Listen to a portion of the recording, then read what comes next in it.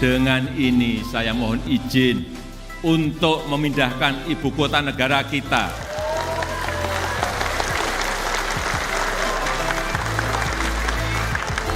ke Pulau Kalimantan. Kalimantan akan menjadi saksi sejarah dengan rencana ambisius pembangunan Ibu Kota Nusantara atau IKN. Indonesia berupaya menciptakan pusat pemerintahan baru yang lebih modern dan berkelanjutan. Tapi apakah proyek ini bisa mengatasi tantangan lingkungan, sosial, dan ekonomi? Mari kita telah lebih dalam.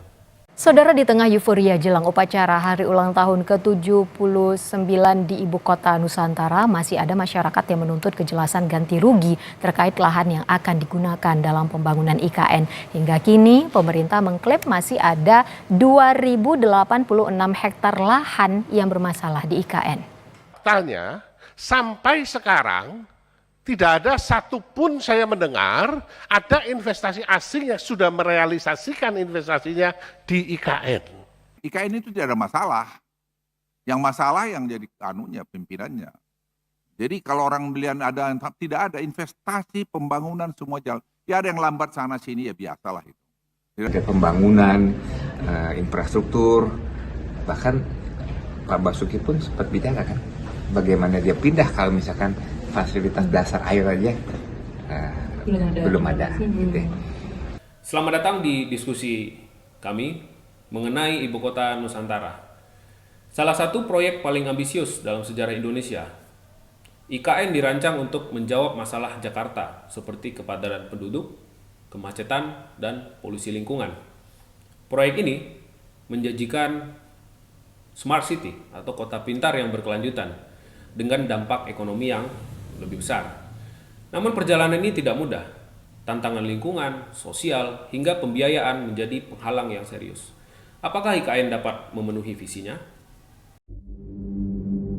Pastinya berat sih, karena di sana kan benar-benar baru dimulai dari nol ya. Dan yang terutama paling berat itu kan ya keluarga. Otomatis kalau kita dipindah awal, belum ada sekolah, belum ada rumah sakit, pokoknya jaminan kehidupan nyaman itu pasti mungkin akan 5 tahun ke depan atau bahkan 10 tahun ke depan, itu sih yang dipikirin. Tapi kalaupun memang sangat dibutuhkan di sana dengan berat hati, dengan kegalauan, dan mungkin aku tiap saat aku akan nangis karena kan sangat terpaksa untuk pindah ke IKN. Kalau jauh dari anak agak berat, tapi kalau anak dibawa ke IKN juga aku belum yakin. Selama 7 dekade terakhir, setidaknya 16 negara memindahkan ibu kota mereka untuk mendekatkan pemerintahan ke masyarakat dan mendorong pembangunan regional. Indonesia mencoba langkah serupa dengan IKN, mengandalkan desain modern dan infrastruktur yang canggih. IKN bertujuan untuk mengurangi ketimpangan antara Jawa dan wilayah lainnya. Selain itu, IKN juga menawarkan peluang investasi besar dengan dukungan kebijakan moneter yang proaktif, seperti suku bunga rendah dan pasokan uang yang memadai. Kami melakukan sebuah riset menggunakan pendekatan survival analysis, menghitung sejauh mana atau menghitung dalam berapa tahun proyek besar infrastruktur seperti IKN ini bisa berdampak terhadap ekonomi. Berdasarkan analisis Kaplan-Meier terhadap proyek relokasi ibu kota di 16 negara yang kami lakukan, peluang keberhasilan sebuah proyek untuk bisa berdampak secara ekonomi itu ada 3. Yang pertama, 75% itu berhasil dalam waktu 50 tahun. Selanjutnya, 50% dari proyek-proyek infrastruktur tersebut berhasil berkontribusi terhadap ekonomi dalam waktu 30 tahun. Dan hanya 25% yang bisa berhasil secara ekonomi dalam 20 tahun pertama. Artinya, paling lama proyek IKN berdasarkan hasil riset kami itu bisa berdampak secara ekonomi dalam waktu 50 tahun. Kami juga menghitung dan mengukur faktor-faktor apa yang bisa mendorong ataupun menghambat pencapaian 50, 30, dan 20 tahun tersebut. Riset kami menunjukkan bahwa keberhasilan membutuhkan waktu dan manajemen risiko yang sangat baik. Negara dengan kebijakan moneter yang ekspansif, tingkat polarisasi politik yang rendah, dan partisipasi aktif dalam organisasi internasional cenderung lebih cepat menyelesaikan relokasi ibu kota. Catat sejumlah tantangan besar bagi IKN. Pertama ialah masalah lingkungan, berkaitan dengan kritik terhadap deforestasi dan dampak ekosistem. Lalu ada penolakan sosial, pemindahan komunitas lokal menimbulkan skeptisisme publik yang harus diselesaikan. Lalu yang ketiga adalah ketergantungan pada investasi asing.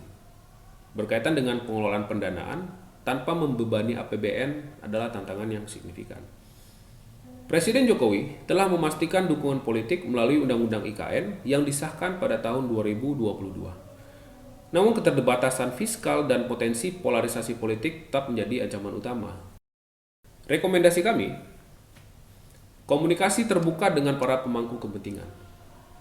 Lalu yang kedua ialah jaminan keadilan sosial bagi komunitas terdampak. Dan yang terakhir ialah peningkatan transparansi anggaran untuk menekan kekhawatiran korupsi. Hasil riset kami menunjukkan sejumlah faktor-faktor yang dapat dijadikan sebagai pertimbangan strategis untuk bisa membuat IKN berdampak secara ekonomi.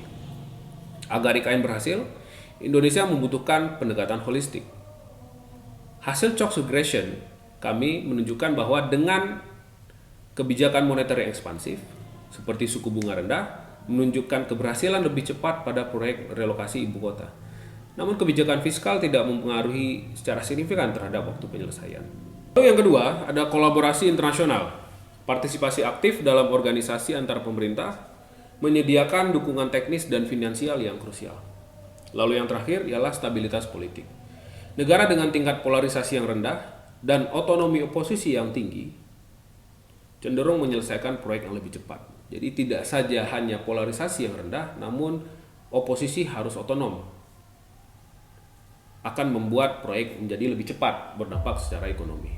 Pengawasan yang kuat dan keterlibatan masyarakat sipil juga menjadi elemen penting untuk memastikan bahwa proyek ini tidak hanya menguntungkan segelintir elit saja, tapi seluruh Indonesia. IKN adalah simbol ambisi Indonesia untuk membangun masa depan yang lebih baik. Namun, tanpa perencanaan matang dan pengelolaan risiko yang hati-hati, proyek ini bisa menjadi beban, bukan solusi. Dengan menciptakan lingkungan ekonomi yang stabil, membangun konsensus politik, dan memanfaatkan sumber daya internasional, Indonesia dapat mengubah tantangan ini menjadi peluang. Ibu kota Nusantara adalah ujian besar kita. Apakah kita mampu menciptakan kota masa depan yang berkelanjutan? Jawabannya ada di tangan kita bersama.